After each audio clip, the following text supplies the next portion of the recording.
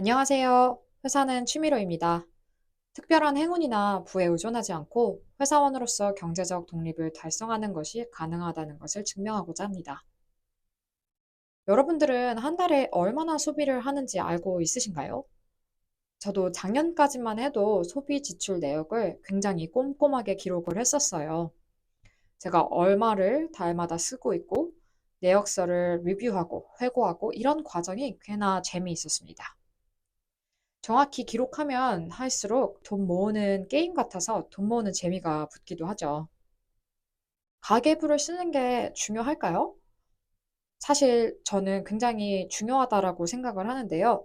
얼만큼 버는 게 중요한 게 아니라 얼만큼 쓰는 게 더 중요하다고 믿습니다.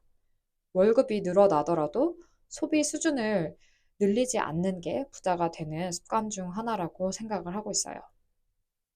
그런데 이런 지출 기록 관리를 지속성 있게 하는 게 제일 중요한데 지속적으로 하기가 꽤나 어렵더라고요. 지난날 저는 여러 방법을 시도해 봤는데요.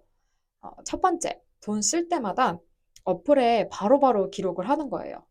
근데 이 방법은 좀 지속성이 많이 떨어지더라고요.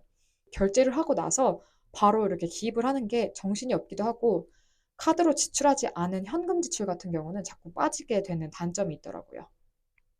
그리고 두 번째 방법으로 제가 시도했던 건 주간으로 엑셀에 따로 정리를 하는 거였어요. 이것도 지속성이 떨어지는 게 일주일에 한 번씩 주말에 어디를 놀러 가게 되면은 이걸 빼먹고 약간 좀 밀리게 되더라고요. 마지막으로 저는 월간 카드 내역을 쫙 뽑아서 그리고 현금 내역들을 뽑아서 한 달에 한 번씩 정리하는 방법을 사용을 했는데요. 저한테는 실질적으로 이게 가장 잘 맞았습니다. 한 달에 한 30분 정도 시간을 소비해서 정리를 하는 게 가장 맞는 방법이더라고요. 그리고 한 달에 한 번의 빈도로는 사실 그렇게 큰 부담이 되지도 않았고요. 그래서 저는 지난 1년 동안 여러 방법을 시도하면서 제가 대략적으로 한 달에 얼마를 소비하는지 어떤 패턴이 보이더라고요. 저는 소비가 큰 사람이 아니라서 이렇게 매번 변화 없는 내용을 정리하는 것이 더 이상 의미가 없다라고 생각이 들어서 올해부터는 지출 내역을 기록하지 않고 있습니다. 대신 제가 지출 내역 기록은 하지 않지만 성장하고 있는 자산에 대해서는 월간으로 꾸준하게 계속 지속적으로 관리를 하고 그런데 제가 지난 4월에 손님들을 맞이할 일들이 꽤 많았는데요. 그만큼 소비를 많이 한 것 같은 기분이 들더라고요. 이럴 때는 지출 내역을 한번 하는 게 좋을 것 같아서 리뷰를 했습니다. 기존에 하던 방식이 아니라 챗 GPT에게 제 소비 내역을 정리하라고 한번 해봤어요. 한번 저의 4월 소비 내역을 함께 볼게요. 제가 봄맞이 세일에서 이제 유혹을 이기지 못하고 이제 쇼핑을 좀 했고요.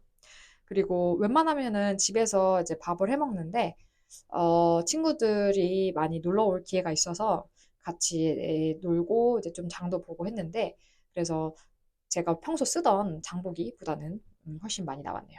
그리고 외부에서 커피를 좀 끊으려고 하는데도 조금 커피를 사 먹긴 했습니다. 이게 장보기뿐만 아니라 4월에는 손님들을 대접해야 되는 그런 상황이 있어서 외식을 했더니 이렇게 좀 외식비가 많이 나왔어요. 정말 요즘 물가 너무 살벌합니다. 이외에도 뭐 클라우드 서비스나 버스, 지하철, 뭐 화장품, 선물 등등 여러 항목에 대해서 비용을 썼더라고요. 총 계로는 한 68만 원 정도를 한 달 동안 지출을 했습니다.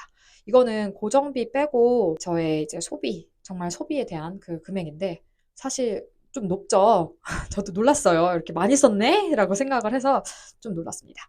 지금 이렇게 금액만 봐서는 내가 어디서 소비를 더 지출을 해야 되지? 라고 좀 어떤 감이 안 오잖아요. 제가 금액을 상세히 보고 좀 다시 정리를 해보는 그런 프로세스를 거쳐야 되는데 가계부 작성 시 GPT를 활용하는 방법을 안내해 드릴게요. 굉장히 재밌습니다. 첫 번째는 귀찮지만 이 카드 내역서 항목을 정리해서 GPT한테 넘겨주는 게 가장 좋아요. 제가 생각하는 카테고리가 있을 텐데 그 카테고리를 옆에 이렇게 적어주시면 됩니다. 사실 이 과정을 한 달치에 대한 소비에 대해서 쓰는데 굉장히 금방 써요. 한 5분에서 7분 정도면은 금방 정리가 됩니다. 자, 그 다음에 이 파일에 대해서 스크린샷을 뜹니다. 파일을 그대로 주셔도 되지만 저는 그냥 스크린샷을 떠서 GPT한테 이렇게 주면서 자, 이 4월 달 내 소비 내역인데 어떻게 하면 더 소비를 줄일 수 있을지 조언해줘 라고 프롬프트를 써서 물어봅니다. 챗 GPT 답변을 함께 볼게요. 제가 가장 많이 소비한 내역을 항목별로 알려주고요. 문제와 계산 팁을 각각 알려줍니다. 예를 들어서 장보기를 보면요. 문제는 친구 초대로 평소보다 장보기 비용이 증가. 제가 이걸 노트로 남겼기 때문에 얘가 문제 파악을 하는데 좀 더 자세하고 저에게 맞춤형으로 나타내 줄 수 있죠. 개선 팁을 보면은 현실적으로 적용할 수 있도록 정말 상세하게 알려주네요. 친구 초대를 좀 더 계획적으로 월 1회로 제한하도록 하고 1인당 식비 예산을 정하고 세일 품목 위주 구매하도록 장보기 리스트를 만들도록 합니다.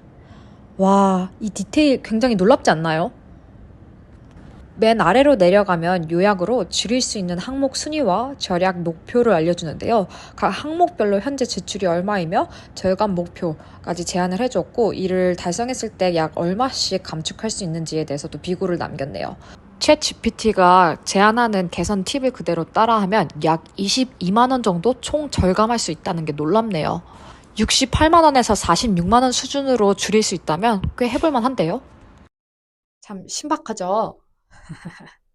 이렇게 카드 소비 내역뿐만 아니라 만약에 지금 순자산에 대해서 기록을 하고 있다면 이런 부분에 대해서도 챗GPT를 활용을 해서 좀 조언을 얻을 수 있을 것 같아요. 네, 오늘도 저의 영상 들어주셔서 감사합니다. 그러면 모두들 건강하시고 행복한 한 주 보내시길 바랍니다. 감사합니다.